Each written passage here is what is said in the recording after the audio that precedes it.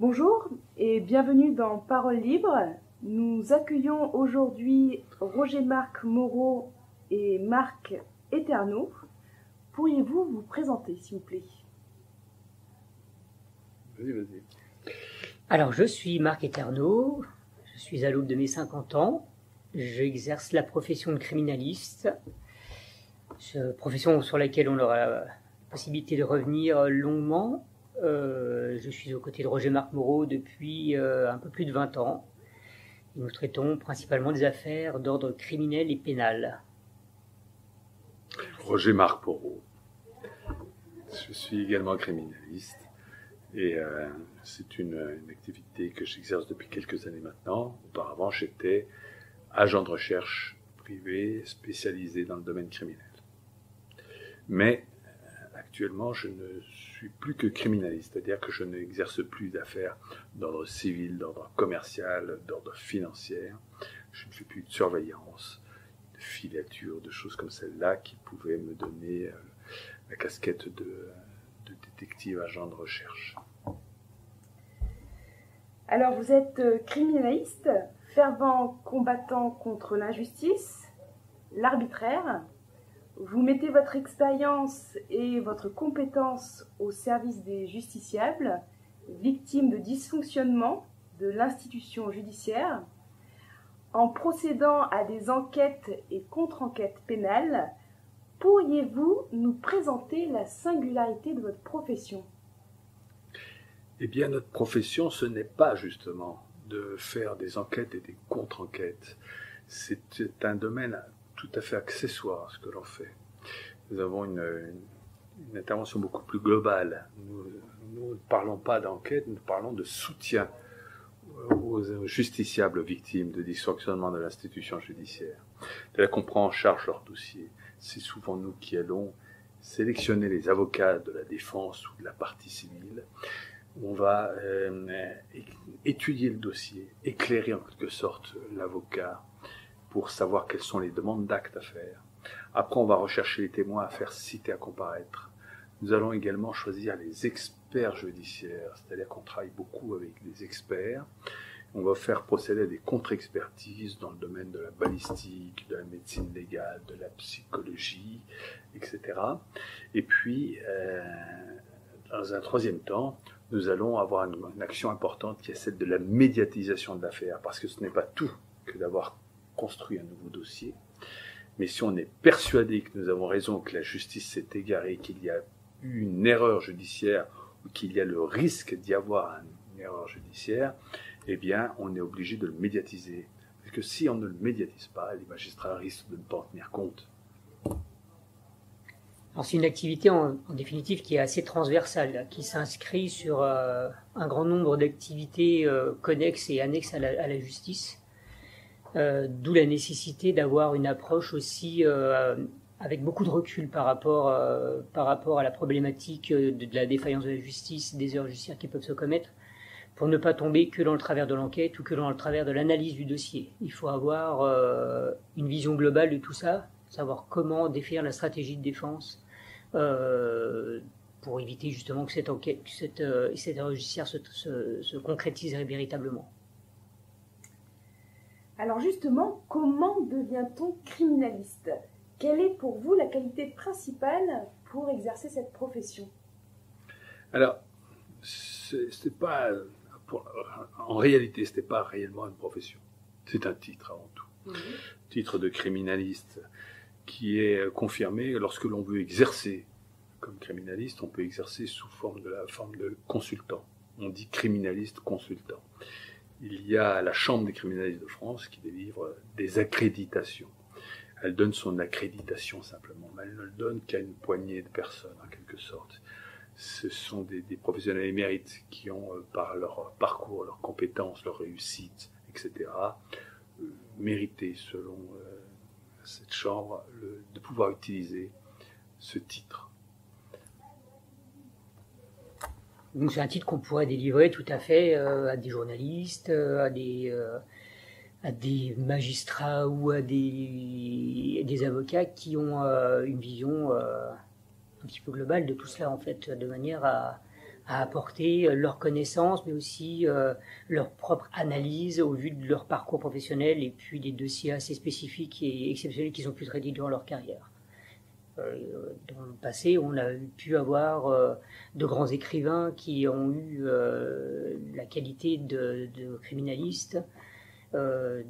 Donc c'est effectivement pas une profession, c'est plus un titre, une reconnaissance par certains pairs en fait des qualités qui sont nécessaires pour exercer cette activité. Vous travaillez tous les deux ensemble dans un cabinet avec 2 autres collaborateurs. Comment ça se passe? Est-ce que vous êtes spécialisés dans vos domaines de prédilection ou travaillez-vous tous sur les mêmes dossiers? Non, nous sommes spécialisés dans le domaine de prédilection. Il n'y a que moi et Marc qui nous occupons des affaires, puisque nous sommes en quelque sorte des spécialistes en matière pénale et plus particulièrement en matière criminelle. Ça demande vraiment des connaissances un peu particulières qui va de l'analyse des dossiers, mais également à la connaissance par exemple des techniques de police scientifique, également des techniques d'audition et des techniques également de médiatisation. Donc tout ça c'est très particulier, donc nous sommes seulement 2 à exercer réellement dans ce domaine.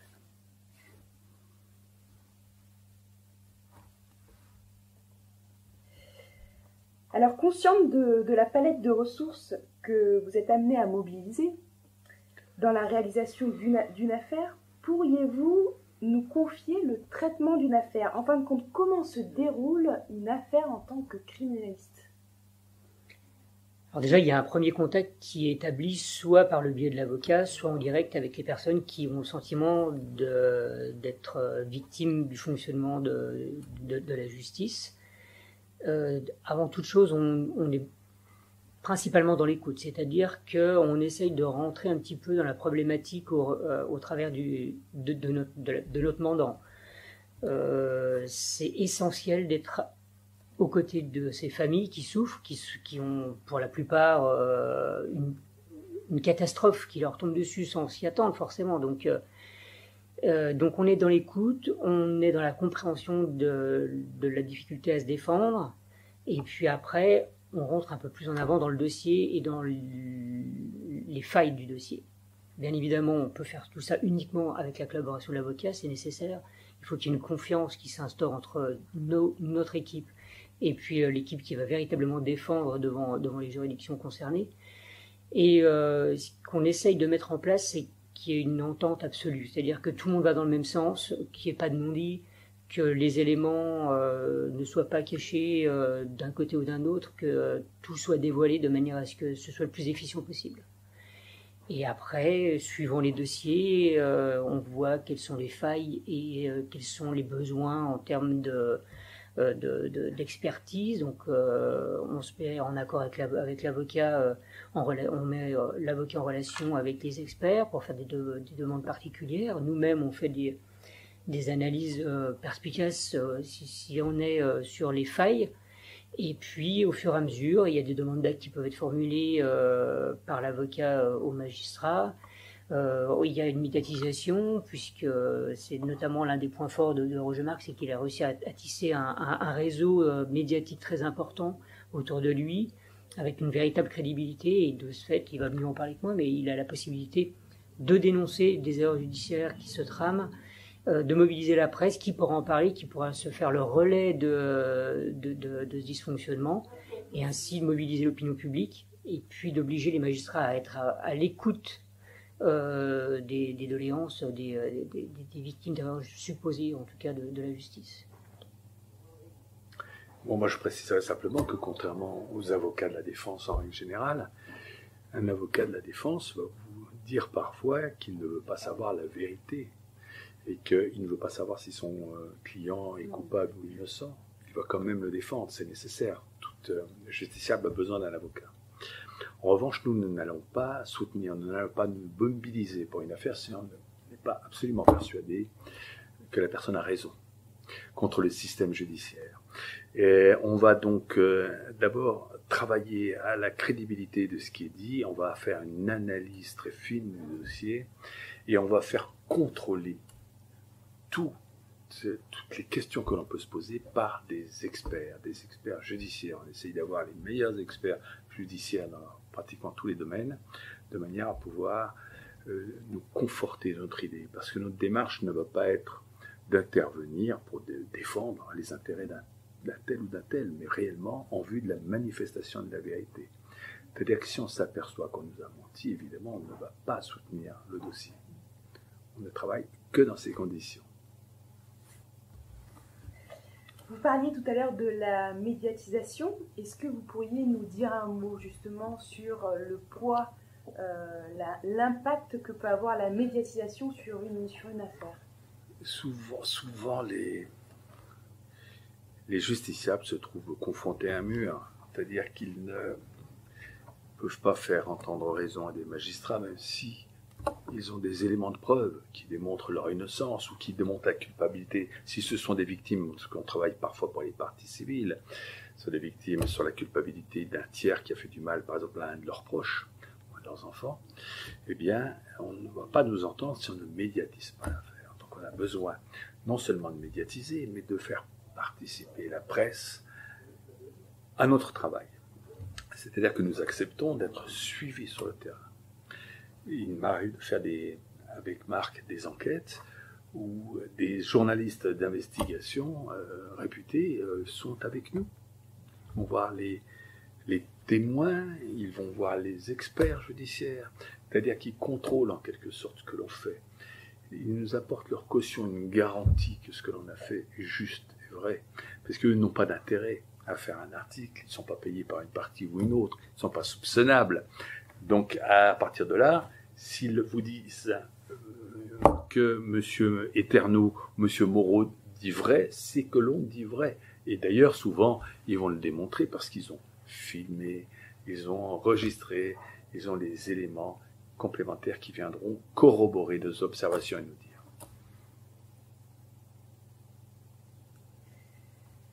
Alors, votre travail est d'apporter un éclairage sur une affaire pénale dans le but de la manifestation de la vérité. Pourriez-vous nous expliquer la différence entre une enquête de justice et le travail que vous effectuez pour le compte de vos clients? En fait, il y a peu de différence. Le travail que l'on effectue est le même travail que devrait effectuer un juge d'instruction. La loi prévoit que le juge d'instruction doit instruire à charge et à décharge dans notre système judiciaire inquisitoire. On remet cette lourde responsabilité. Ils doivent rechercher les preuves de la culpabilité tout en recherchant les preuves de l'innocence. Mais tous les avocats de France qui travaillent dans le pénal vont vous dire que, en fait, le juge d'instruction ne travaille qu'à charge, ou quasiment qu'à charge. Et de temps en temps, exceptionnellement, lorsqu'il y a un élément incontournable, il va faire un acte à décharge. Eh bien, nous, ce que nous serons amenés à faire, c'est ce que ne veulent pas faire les juges d'instruction pour ne pas fragiliser l'accusation, le dossier qu'ils doivent renvoyer, parce que il y a un grand principe de droit quand même en France. Le doute est censé bénéficier à l'accusé. Or, le juge d'instruction, il sait que s'il fait des actes à décharge, il risque de jeter le doute sur sa procédure. Et le but du juge d'instruction, c'est de renvoyer une personne devant une juridiction. Il ne pourra pas la renvoyer s'il existe un doute. Donc, il n'est pas masochiste, il ne veut pas servir la soupe à l'avocat de la défense, et souvent, il ne va pas faire l'instruction à décharge. Par conséquent, nous allons faire le travail défaillant, c'est-à-dire, on va essayer de faire l'enquête à décharge. Qu'est-ce qu'on aurait pu faire si nous étions le juge d'instruction pour trouver la vérité? Est-ce que cette expertise est convaincante? Est-ce que cet ADN qu'on nous prétend être l'ADN de l'accusé est réellement le sien? Ou s'agit-il plutôt d'un mélange d'ADN dont on a prétendu qu'il s'agissait que d'un seul ADN? Les experts judiciaires le savent, vont pouvoir nous le dire. Donc on va leur confier, on va prendre les meilleurs, d'ailleurs on va les faire citer à comparaître à l'audience s'il le faut. Non seulement on va chercher des témoignages, mais on va chercher aussi des experts judiciaires pour conforter en quelque sorte la version des personnes qui se disent victimes d'un dysfonctionnement de l'institution judiciaire. Il s'agit d'un rééquilibrage, en fait. C'est-à-dire que là où il y a eu défaillance, nous, on intervient pour qu'il y ait un équilibre et que le grand principe du contradictoire soit respecté. Il ne s'agit pas systématiquement d'aller contre l'instance judiciaire. On est juste là pour faire respecter les grands principes de manière à ce que chacun ait la possibilité de se défendre comme il devrait, selon les textes, pouvoir se défendre. Alors justement, est-ce que vous pourriez nous confier, nous partager une affaire qui vous a touché personnellement, individuellement peut-être, et la manière dont celle-ci s'est déroulée? Il y en a beaucoup. Oui, je me doute. Il y en a beaucoup. Alors bien évidemment, les gens pensent tout de suite, parce que j'ai traité des affaires très médiatisées, l'affaire Cessnec ou l'affaire Omar Haddad. En revanche, c'est pas forcément celle qui nous a marqué le plus. On a souvenir, on en parlait même encore tout à l'heure, de l'affaire Azimani El-Jabri, qui s'est déroulée dans le sud de la France. À Lunel, 2 hommes vont être accusés d'un crime, et ces 2 hommes clamaient leur innocence. Mais malheureusement, ils vont avoir contre eux une instruction à charge, uniquement à charge. Donc on va essayer, des gendarmes, c'est la gendarmerie nationale qui intervenait, on va essayer de prouver leur culpabilité. Alors déjà, dans un premier temps, ils vont recueillir un témoignage, un seul témoignage. Mais ce témoignage les accuse parce que ce témoin dit qu'il était présent au moment où le crime a été commis, qu'il les a reconnus sur les photographies d'identité judiciaire. Mais la justice se contentera de ce témoignage. Ils vont les mettre en prison, ils vont les renvoyer devant les assises, ils vont être tous les 2 condamnés à 20 ans de réclusion criminelle. Ils continuent de clamer leur innocence, ils font appel. Je dirais simplement que ce témoignage était pourtant étonnant, parce qu'il prétendait avoir été présent au moment du crime, qui aurait été commis un dimanche après-midi, alors que l'on sait que la personne a été tuée le soir, après 20h. En effet, ce soir-là, on ne peut pas le nier, puisqu'il a dîné chez ses parents, avec ses frères et sœurs. Il a mangé le couscous, il est parti après 20h. Et quand il est parti, c'était au mois de décembre, il faisait nuit noire. Et donc tout le témoignage de ce témoin n'était pas plausible simplement. Alors comment va-t-on faire pour les condamner? Comment va-t-on faire? Eh bien, on va soulever, bien évidemment, la défense va soulever l'argument selon lequel il n'a pas pu être réellement témoin de l'affaire, puisqu'il était vivant à cette heure-là, et que le crime n'a été commis que le soir, de nuit. Et le procureur, lui, va dire, mais peut-être que ce témoin dit vrai, mais qu'il a simplement confondu la lune avec le soleil. Voilà. Et ça suffira pour les faire condamner. Bien évidemment, ça va provoquer un émoi considérable. À l'époque, on va déjà intervenir dans une première contre-enquête qui va être menée avant le procès en appel. On va apporter beaucoup d'éléments à décharge. Ces éléments auraient dû permettre d'obtenir l'acquittement. Seulement dans un système judiciaire où on n'aime pas reconnaître ses erreurs. Donc le second procès, le premier avait eu lieu à Montpellier, va avoir lieu à Perpignan. Eh bien, ça sera la même histoire. Sauf qu'entre-temps, on avait questionné, on avait retrouvé ce fameux témoin, et il avait changé légèrement sa version. Il disait au début qu'il les avait vus tuer cet homme, et là, il nous dit non, finalement, ils étaient présents, mais ils ne l'ont pas tué, c'est pas eux, c'est d'autres personnes. Et lorsqu'ils vont être donc rejugés à Perpignan, le procès va se faire à charge, terriblement à charge. Et puis lorsque le jury va se retirer, va revenir, la présidente était avec un grand sourire, et on va dire bon qu'ils ne sont pas coupables du crime, mais ils étaient donc complices. Ils étaient donc complices puisqu'ils ont été vus, ils étaient sur place. Alors ils ne nous disent pas qui était le vrai meurtrier, on ne nous dit pas dans quelles circonstances ça s'est passé, on ne recherche pas d'ailleurs les meurtriers, mais on condamne à nouveau les 2 hommes à 20 ans de réclusion criminelle, la même peine, pour des faits différents. Évidemment, ces 2 hommes-là vont... Tu peux continuer à clamer leur innocence, forcément. Et donc ce fameux témoin va dénoncer d'autres personnes, à nouveau. Donc on va retrouver, nous, ces personnes, qui vont nous dire, ben non, en fait, nous, à cette époque-là, on était en prison. Donc, vous voyez, encore une fois, des mensonges sur mensonges sur mensonges. Donc, il va y avoir une procédure dans la chambre de révision de la Cour de cassation qui va être engagée.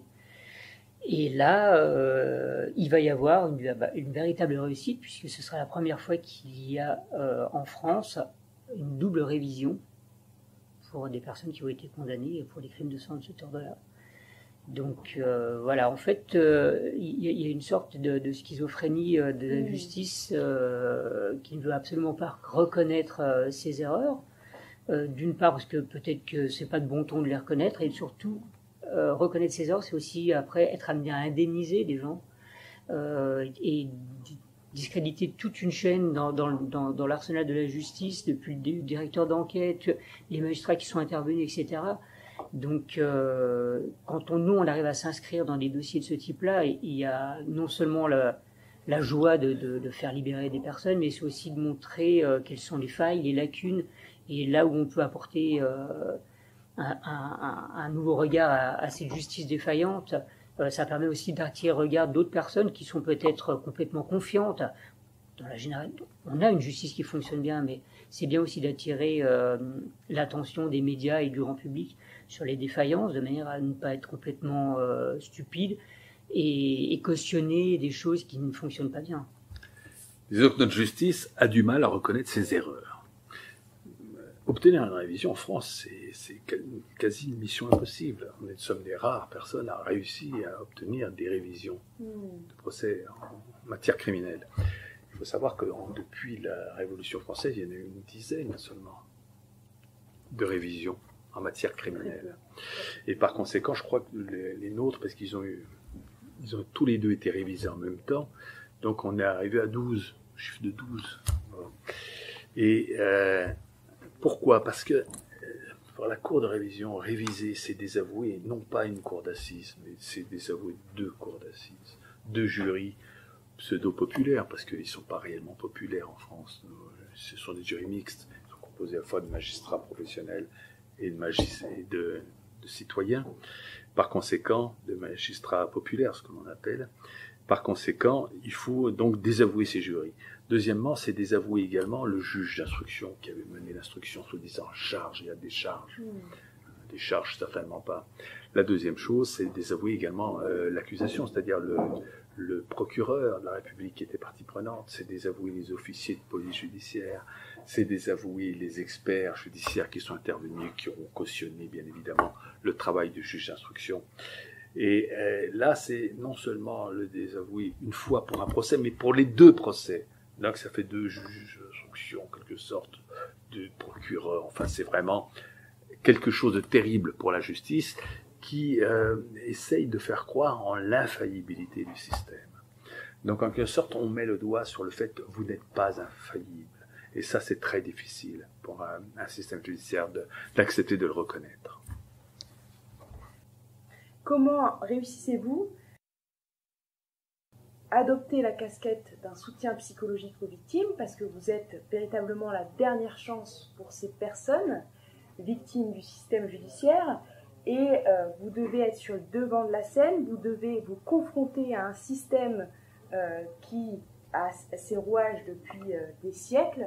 Comment réussissez-vous à trouver un équilibre entre le soutien psychologique aux victimes et cette grande machine judiciaire et ses rouages? Alors, face à la machine judiciaire, on n'a pas du tout de scrupule à intervenir, dans la mesure où on intervient toujours de bonne foi et en veillant à ce que notre travail soit le moins critiquable possible. C'est-à-dire qu'on s'entoure toujours d'une multitude de personnes, d'experts. Il y a les avocats, il y a la presse. Donc on ne peut pas être, à un moment donné, étiqueté comme étant partial par rapport à une affaire. On est complètement objectif. Il y a des dossiers sur lesquels nous sommes intervenus où on s'est aperçu que la vérité était effectivement celle de la justice. Dans ce cas-là, on n'a pas de fierté à avoir par rapport à notre travail. C'est-à-dire qu'on peut faire un pas de recul en disant, effectivement, on a été mandaté, la personne a essayé de nous manipuler, donc on se retire et maintenant à la justice de faire son travail. Et c'est cette objectivité-là, cette honnêteté qui fait qu'on n'a pas du tout de crainte à avoir par rapport au système judiciaire. Notre honnêteté fait de nous, en fin de compte, des personnes qui ne sont pas vraiment attaquables dans ce domaine-là. Ce qui est plus difficile peut-être effectivement à gérer, c'est le soutien psychologique qu'on nous demande d'avoir par rapport aux familles qui sont vraiment dans la difficulté, dans le désarroi, et qui sont dans une sorte de destruction en fin de compte, parce que quand on est accusé d'un crime, ça a un impact considérable sur la totalité d'un environnement familial. Les petits-enfants à l'école vont entendre parler du grand-père qui est accusé de telle ou telle chose horrible. Donc il faut que nous, on puisse faire l'interface entre l'avocat qui lui est peut-être un petit peu plus détaché, qui va s'attacher vraiment au dossier, et puis ces gens qui sont vraiment dans l'attente d'un soutien psychologique, une assurance, être assuré, c'est toujours déjà un bienfait, parce que ça permet d'être aussi très clairvoyant sur ce qui risque de nous arriver. On n'est jamais là en disant on va vous sortir d'affaire, n'ayez aucune crainte, il y aura un non-lieu de prononcer. On n'a jamais cette attitude-là, parce qu'on sait qu'on peut très rapidement sombrer dans une erreur judiciaire, et donc du coup on est dans l'information permanente par rapport à nos clients. Et ça, c'est ce qui est recherché, semble-t-il aussi, c'est qu'on a un regard, une expérience qui fait qu'on est en mesure de dire, voilà, là on a un risque potentiel d'erreur judiciaire, il faut être prévoyant, il faut être méfiant, il faut s'entourer des meilleurs, de manière à pouvoir se défendre quand vous serez véritablement acculé. Roger Marc, si tu avais des choses par rapport à la présence, par rapport à nos clients, ce qui est vraiment un des piliers fondamentaux de notre intervention. Ouais, c'est l'engrenage judiciaire. Nous sommes le grain de sable qui essayons d'arrêter cet engrenage terrible. Mais souvent, ce sont des gens qui sont détruits. Donc c'est vrai que c'est un peu difficile, c'est très difficile pour eux. Nous, on est là pour les soutenir, mais pour les soutenir, non pas tellement en parole, plus en action. Lorsque l'on découvre des éléments, lorsque l'on médiatise l'affaire, ça leur redonne espoir. Pouvez-vous nous dire si ces erreurs sont nombreuses ? Alors, les erreurs judiciaires en France ne peuvent pas être connues puisque l'institution judiciaire refuse de les reconnaître. Il y a eu une dizaine de révisions depuis la nuit des temps, et par conséquent, officiellement, il n'y a quasiment pas d'erreur judiciaire. Mais les avocats pénalistes, les criminalistes savent à peu près que le nombre d'erreurs judiciaires est beaucoup plus important qu'on peut l'imaginer. Mais tout le monde le sait, même les politiques qui ont essayé de réviser à plusieurs reprises la procédure sur la révision. Simplement, le système refuse, et toujours dans ce mythe de l'infaillibilité du système. Il s'accroche à ce principe. Et alors, combien y a-t-il d'erreurs judiciaires ? Moi, je pourrais simplement vous donner l'avis d'un homme qui a pas fait 60 ans dans les prétoires, et qui était le plus grand pénaliste français, Jacques Vergès.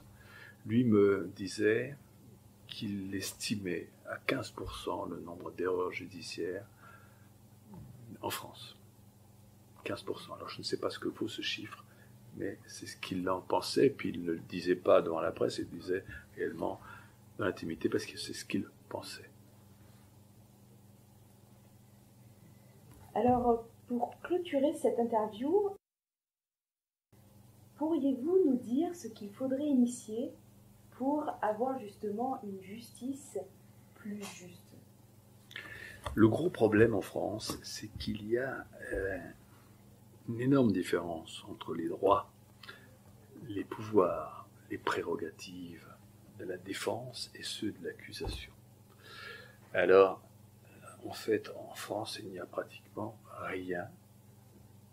Les avocats de la défense n'ont aucune prérogative particulière, ou très peu, et ils peuvent accéder au dossier, ils peuvent gesticuler, plaider, c'est-à-dire des paroles qui s'envolent, déposer pourquoi pas des mémoires, mais les magistrats font strictement ce qu'ils veulent. Or, la plupart du temps, une erreur judiciaire se crée au moment de l'instruction, c'est-à-dire au moment où l'avocat ne fait pratiquement rien, il peut faire des demandes d'actes. 9 demandes d'actes sur 10 sont rejetées par les juges d'instruction. Ils n'acceptent que celles qu'ils veulent bien accepter parce qu'ils savent qu'il n'y a pas trop de risques pour leur procédure. Mais dans les faits, dans la réalité, les avocats sont démunis. Donc ce qu'il faudrait, c'est modifier la règle en quelque sorte, donner des prérogatives aux avocats de la défense. Il faudrait qu'ils aient la possibilité de pouvoir faire procéder eux-mêmes à des investigations, de faire contrôler le travail du juge d'instruction. En France, on n'a qu'un seul contre-pouvoir officiellement, c'est la presse. Mais la presse ne va pas se saisir de chaque affaire judiciaire. Il ne traite que les grandes affaires politiques, de temps en temps une affaire de faits divers. Mais dans la réalité, les avocats sont complètement démunis. Ils n'ont personne, à part nous. Enfin, nous sommes minuscules. Nous ne représentons rien. Un tout petit contre-pouvoir en France. Donc, moi, ce que je pense, c'est qu'il faudrait, comme dans les autres pays, que les avocats aient la possibilité de faire saisir leurs propres experts. Ils n'ont même pas le droit, eux, de les saisir. Nous, on les saisit, mais pas les avocats. Deuxièmement, ils n'ont pas le droit d'aller sur le terrain, ils n'ont pas le droit d'auditionner les témoins, ils n'ont pas le droit d'aller visiter les lieux, ils n'ont pas le droit... Ils n'en font rien. Vous savez, quand un justiciable fait appel à un avocat, il s'imagine, parce qu'il a vu à la télévision des avocats qui bougeaient, parce que dans la fiction, on les voit faire des enquêtes, mais dans la réalité, ils ne font rien. Il dit, non, on attend le retour du juge. Le juge, il fait ce qu'il veut. Il faut rééquilibrer ça. Alors, par le passé, moi, j'avais fait des propositions de réforme.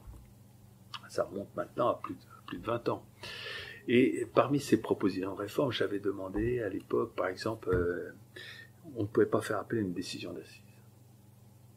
Je réclamais à corps et à cri, comme je n'étais pas le seul, évidemment, la possibilité de pouvoir faire appel d'une décision d'assises, car c'était les juridictions les plus répressives, celles où l'on risquait le plus, et on ne pouvait pas faire appel, alors qu'on pouvait faire appel devant toutes les autres juridictions. Pour un divorce, ou même pour un tribunal correctionnel, on pouvait faire appel, mais pas devant la cour d'assises, où l'on risquait pratiquement sa vie.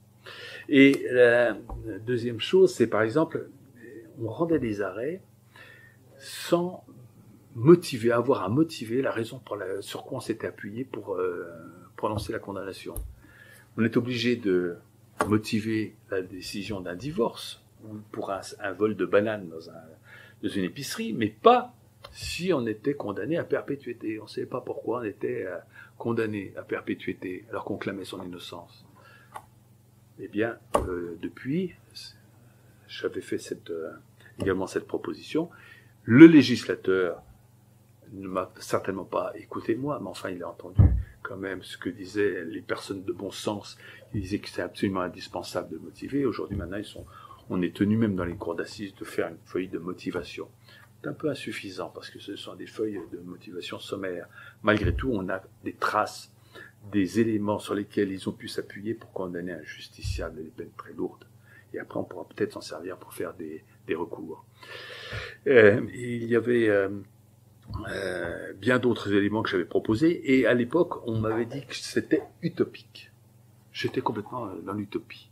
Eh bien, je peux dire que pratiquement, presque toutes mes propositions de l'époque ont été aujourd'hui, le législateur les a adoptées. Il y a des choses qui sont en cours d'ailleurs. Il y a encore des choses qui sont en cours. La composition des jurys d'assises, par exemple, sur le nombre des jurys d'assises, toutes ces choses-là sont. Alors, c'est à revoir. Il faudrait passer effectivement sur un véritable jury populaire, et qu'il n'y ait plus de magistrats professionnels qui puissent orienter, on va dire, la décision des jurés. Il y a encore beaucoup de choses, mais ce serait sur un système global qu'il faudrait revenir, c'est-à-dire passer, comme dans de nombreux pays, à un système accusatoire et mettre de côté ce vieux système. Ou introduire plus d'accusatoires dans notre système inquisitoire. Alors justement, pourriez-vous nous expliquer la différence entre accusatoire et inquisitoire?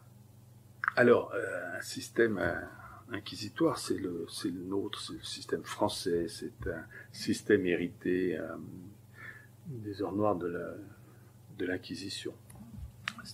C'est un système judiciaire où l'on privilégiait l'aveu.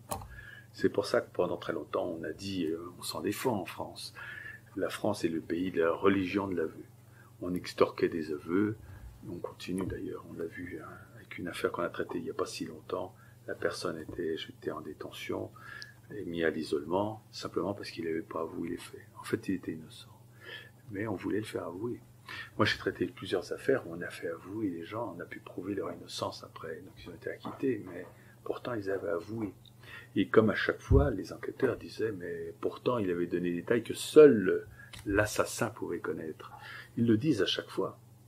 Il faut savoir qu'à chaque fois, même quand on a fait la démonstration par l'ADN que la personne n'était pas la personne, ils avaient quand même dit, seul le criminel pouvait connaître les détails qu'ils nous ont donnés. C'est pas vrai. Il y a les gendarmes surtout qui les connaissent, et c'est sur eux, ou les policiers, ou le juge d'instruction, sur eux qui leur donnent les éléments pour qu'ils puissent procéder à leurs aveux avec des détails qu'effectivement dont ils ne pouvaient pas avoir connaissance si on leur avait pas communiqué. Car il y a effectivement l'assassin, mais il y a également les enquêteurs qui ont les mêmes éléments. Et la composition du jury, là, on parlait de la composition du jury, bon, moi c'est mon combat. Depuis toujours, je suis pour un système où on revient simplement au système antérieur. Autrefois, on avait un système en France aussi où les jurés délibéraient seuls, 12 jurés populaires. Et 12 jurés populaires se prononçaient non pas sur la condamnation, mais simplement sur la culpabilité ou l'innocence. C'était les magistrats qui définissaient la peine après. Et ce système, malheureusement, a été aboli en 1941 par un maréchal Pétain. C'est une loi vichiste. C'était une loi qui était faite simplement pour essayer de contrôler les jurys. Donc on a introduit avec les jurys populaires les magistrats professionnels, le président de la cour et ses assesseurs. Et c'est lui, le président de la cour, qui connaît le dossier, le seul qui a eu accès au dossier, et c'est lui qui va mener les débats et qui va souvent proposer les peines. Autrement dit, on a des procès manipulés en France. Et ça, c'est un scandale absolu. D'autant qu'après la décision va être prise simplement sur la majorité du nombre de jurys populaires. Même plus maintenant, parce qu'il y a eu des réformes qui ont fait qu'en première instance, il n'y a plus que 9 jurés, donc 3 magistrats professionnels, qui, je vous le dis tout de suite, sont pratiquement toujours du côté de l'accusation, parce qu'ils vont cautionner le travail de leurs collègues. En revanche, les 6 autres, il suffit de 3. C'est-à-dire que vous avez sur 6 jurés populaires, 3 qui croient encore dans l'innocence et 3 qui croient dans la culpabilité, on condamne en France. C'est-à-dire qu'on accepte une part de doute de l'ordre de 50%, jeter une pièce en l'air, pile ou face, il est coupable ou innocent. C'est la même chose. C'est inacceptable. C'est impossible de continuer avec ce système. Le garde des Sceaux actuel a entendu un petit peu cette supplique et il va modifier. Il fait une proposition de loi où il propose une modification de la composition des jurys d'assises. Moi, je voudrais revenir à des jurys complètement populaires. C'est pas acceptable encore actuellement, c'est trop tôt. Mais il va augmenter le nombre de jurés dans le nombre de voix pour pouvoir condamner. Ça risque de changer pas mal les choses. Il faut savoir que dans les autres pays, le système accusatoire, celui sur lequel on se réfère, les jurés, bien évidemment, délibèrent seuls, aussi longtemps qu'ils le souhaitent. Mais ils ne peuvent condamner, ils ne peuvent se prononcer que s'il y a non pas une majorité, mais une unanimité des nombres de voix. C'est-à-dire vous avez 12 jurés, il faut 12 voix pour pouvoir condamner. Sinon, on n'accepte pas un 12e de part de doute, simplement. Un 12e, c'est trop. En France, 50%. Tout est dit. Merci Roger-Marc Moreau, Marc Eternoux. Est-ce que vous souhaitez ajouter un mot de la fin à cette interview de Parole Libre ? Je vais dire un mot simplement, puisque nous sommes invités chez vous, par rapport aux psychocriminologues. Ce sont des gens, à mon avis, qui sont très utiles, qui peuvent éclairer effectivement la justice. Parfois, pourquoi pas, sur le plan privé, les criminalistes ou les avocats. C'est-à-dire qu'on peut... moi, je travaille également dans le cadre avec Marc, on travaille dans le cadre des parties civiles. C'est-à-dire que parfois, on recherche les coupables. Et par conséquent, on a besoin parfois des psychocriminologues, mais à condition quand même, parce que j'ai eu affaire à des mauvais psychocriminologues, certains qui ont outrepassé leurs fonctions et qui ont été jusqu'à désigner le coupable. C'est pas du tout ce qu'on demande à un psychocriminologue. Je pense que dans votre institut, on doit leur apprendre tout à fait le contraire. C'est-à-dire qu'ils doivent réussir à donner un profil général de la personnalité de la personne, son âge, son niveau d'éducation, peut-être son sexe, des choses comme celle-là, mais certainement pas pouvoir désigner parmi un nombre de suspects qui est le coupable. Et donc, dès lors qu'il n'y a pas de débordement comme ça, moi je suis tout à fait pour cette science, cette technique qui est la psychocriminologie. Voilà, vous travaillez avec une éthique. C'est très important. Et donc, moi, je pense que la psychocriminologie, ce qu'on appelait autrefois on les appelle peut-être toujours les profilers, c'est très utile. Certains sont brillants, d'ailleurs, on a eu de très bons résultats, notamment dans certaines affaires aux États-Unis, et peut-être d'ailleurs même dans nos pays européens. Et moi, j'ai eu une expérience un peu défavorable parce qu'effectivement, cette personne avait outrepassé sa fonction et elle avait désigné à tort, en plus, elle avait réellement à tort, un homme qu'elle avait désigné comme étant un psychopathe, comme étant forcément le meurtrier, sur la base sans jamais avoir rencontré l'individu en question, simplement après avoir parlé avec des gendarmes par téléphone, elle va faire un rapport, et ce rapport va être pris en considération tellement que le garçon va dormir en prison, il va y rester presque 1 an, avant qu'on réussisse à démontrer qu'il était innocent. Mais s'il n'y avait pas eu de contre-enquête, je ne suis pas certain qu'il n'a pas été traduit devant les assises. À l'époque, les journalistes disaient, quoi que vous fassiez, je m'en souviens, le chroniqueur judiciaire de la région m'avait dit, écoutez-moi bien, il va être condamné à 30 ans en première instance à Angoulême, il va faire appel, et à Bordeaux, il aura perpétuité. C'est ça que l'on m'avait prédit. Et pourtant, on va obtenir un non-lieu. On va obtenir un non-lieu parce qu'on va démontrer l'innocence de cette personne, qui avait pourtant été désignée par une pseudo-psychocriminologue comme étant le coupable. C'est ça le danger également de nos fonctions. Ne travaillons pas à charge, pas de manière excessive. Merci.